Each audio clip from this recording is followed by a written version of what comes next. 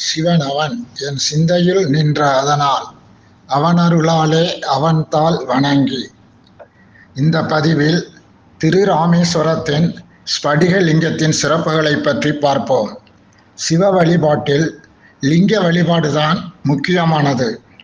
சிவலிங்கம் என்பது சிவபெருமானை அடைவதற்கான ஒரு அடையாள சின்னம். சிவலிங்கம் என்பது சைவ சமயத்தின் முழு முதற் கடவுளான சிவனை குறிக்கும் ஒரு வடிவமாகும். இதில் சுயம்பு லிங்கம் என்பது தானாக பூமியிலிருந்து வெளித்தோன்றுவது. எப்படி பூமியிலிருந்து தானாக வெளித்தோன்றும் என்பதையும் அதன் மிக உன்னதமான சிறப்புகளையும் பார்ப்போம். படிகாரம் என்பது வேறு, ஸ்படிகம் என்பது வேறு.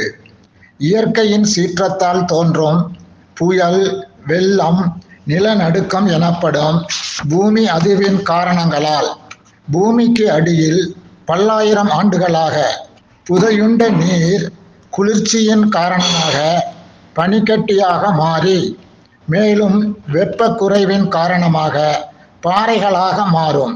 இந்த நீர் பாறைகளே ஸ்படிகமாகும். நாம் அனைவரும் தெரிந்த ஒன்று, எல்லா திரவங்களும் திடப்பொருளாக மாறும் பொழுது அதன் பருமன் குறையும்.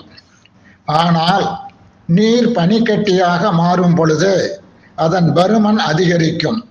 இதனால் பூமியின் அடியில் உள்ள பனிக்கட்டியால் உருவான பனிப்பாறைகள் அழுத்தம், வெப்பம், பருமன் இவற்றில் மாறுபாடு நிகழும் பொழுது எரிமலை தோன்றும் நிகழ்வு போல பூமியை பிளந்து கொண்டு சுயம்பு லிங்கமாக வெளித்தோன்றும்.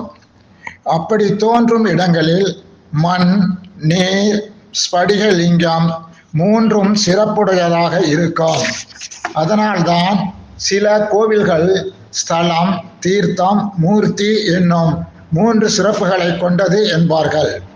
ஸ்தல சிறப்பு என்பது அந்த இடத்தின் மண் காரத்தன்மையற்ற, அமிலத்தன்மையற்ற நல்ல மண்ணாலான புனிதமான இடமாகும்.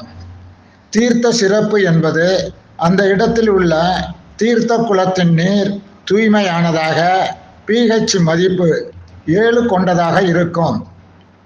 சில இடங்களில் தீர்த்த கிணறுகள் தனித்தனியாக ஒன்றுடன் ஒன்று கலக்காமல் இருக்கும். சில இடங்களில் மட்டுமே தீர்த்த கிணறுகள் குளத்திலேயே ஒன்றுடன் ஒன்று கலந்து மிக புனிதத்தன்மை கொண்டதாக இருக்கும்.